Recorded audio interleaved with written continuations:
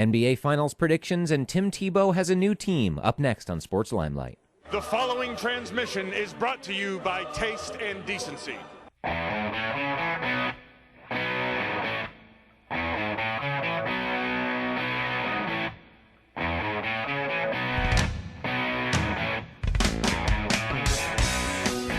Hello, Drew. Good morning, Bill. It is a bright and chipper morning, isn't it? That's right. You just want to roll out of bed and talk sports. Good old episode 85. What are some great 85s, sports or otherwise? Well, the first thing that comes to mind is the year 1985. And, of course, that's when the ultimate movie, Back to the Future, came out. Yes. We've discussed it on this show before, I believe. Classic. For both of us, among our favorite movies. Is it your very favorite movie of all time? I would have to say yes. Nice. There is not any instance when I would, if it was on TV, would I stop watching it or change the channel. I love that. It comes on TNT and TBS still quite often, right? As a guy who doesn't have cable. Oh, yeah, I don't have cable either, but I have seen it, in my summer breaks of school, it's always on. And that and Shawshank Redemption always comes on. And I only saw that recently.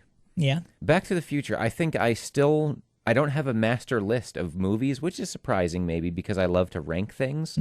I think I've just never integrated my action movies, which is Die Hard, Terminator 2, maybe Memento third if you count that as action. And then my comedies are kind of in a separate bin. I need to smash them all together, see where everything would I agree. would lie. I agree. That'd be awesome. 85s in sports, of course, David Tyree. Who's my that? favorite 85. He uses his head. Yeah, that's right. Is he the dude on your screen behind you? That's a segue to, we were talking before the show, the lack of great NBA Finals moments, or at least iconic images, the way there's no NBA films comparable to what NFL films is and always has been. So you were saying if we think the LeBron James block on Thiago Splitter, they're going to kind of try to push that as this year's finals moment. I think so, yeah. Unless it goes, epic game 7. I think they're going to turn that into, the Jordan switching hands. Yeah. Paxton making the 3. Bill Paxton? Yeah, Bill Paxton making the 3 from outer space, Apollo 13. Magic Johnson with the hook shot. I think it's going to be something that will be around for a while.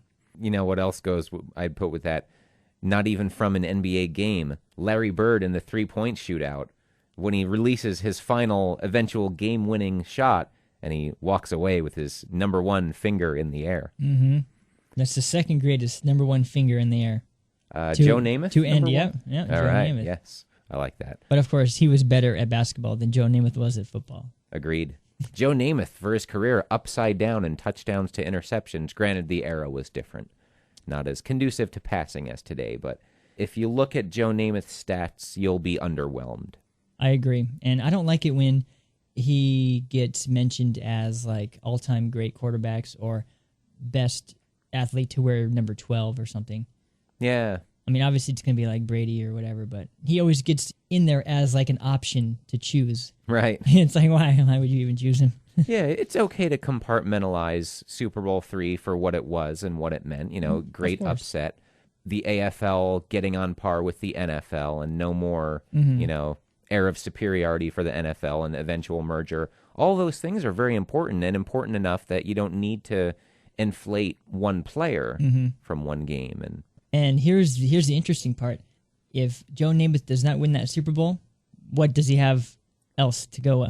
Nice college career at Alabama. And a semi-mediocre NFL career. So yeah, just another guy who'd be long since forgotten. Maybe like a Billy Kilmer type. Who's that? Who went to exactly. Well, we do have current events to talk about today. NBA Finals now tied 1-1. You predicted, Drew, before the series that the Spurs would win. Are you sticking with the Spurs? I am. I kind of knew that the Heat would come out firing in Game 2 because they just lost Game 1 at home, so they don't want to disappoint themselves or the fans. So, plus the Spurs played poorly. I think it was a combination of both.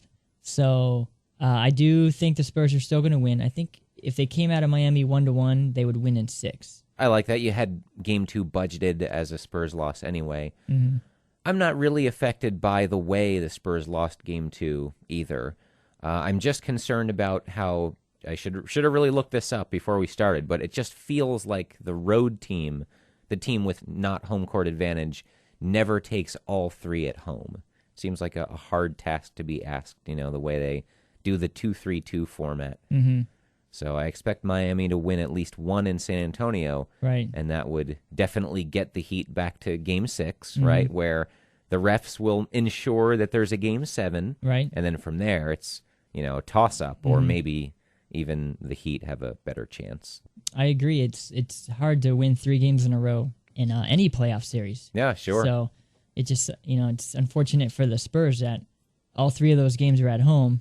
So there's no way to come back and win another one at home. So if you could change the home format for the finals, would you? Yeah, I would. 1-1-1-1-1-1-1-1. All right. So it's 2013. It's not 1950. They're not traveling by train. Mm-hmm. San Antonio and Miami aren't too far apart. So Yeah. I like it. Just switch home games. How about you? Would you do the 2-2-1-1-1?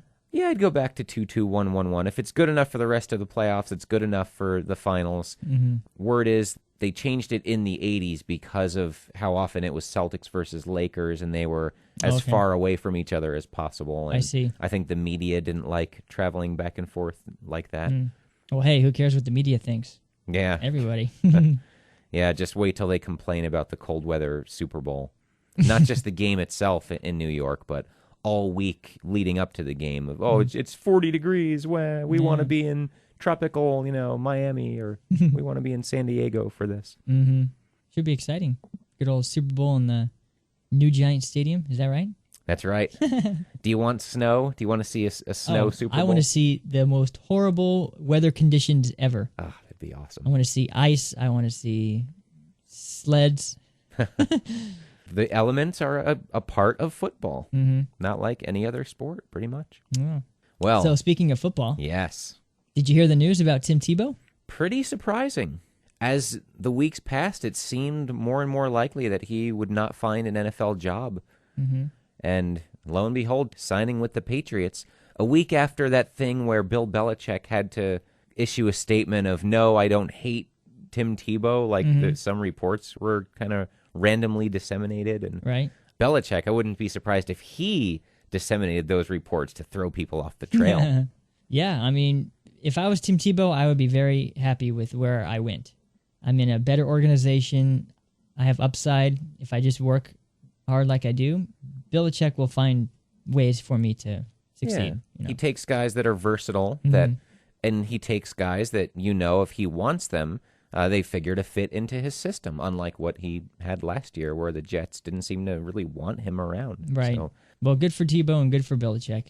it'll be fun to see. Do you have any expectations on how they'll use him? Well, word is they might turn him into a tight end. He's got the body for it. Yeah. Hopefully that will turn him into a wide receiver. But he's probably not tall enough, huh? Or is that a sexual reference? No Tebow. Yeah, I don't expect him to play many snaps. I think very specific packages he'll be in, but he has a few months to learn a new position, but I wouldn't expect that much this year. Maybe going into next year, by then he could be fully integrated as a different position, but maybe a goal line play here and there as quarterback, but I don't think he'll play significant time unless Tom Brady gets hurt. Right. And even then you wonder if Belichick would lean more towards whoever Brady's backup is on the depth chart right now, rather than playing Tebow as the starting quarterback. I could see Tebow getting goal line snaps actually as a fullback. Sure. Blocking. So, or maybe like one of those like play action where like the big fat guy's in the end zone and he catches it, Yeah. Yeah, like Will Wolford. Or Vince Wilfork. Right. Put him in there. Right. Why not? Sports Limelight, episode 85, Back to the Future and David Tyree edition. This was heavy. We saw some serious stuff. See you next time.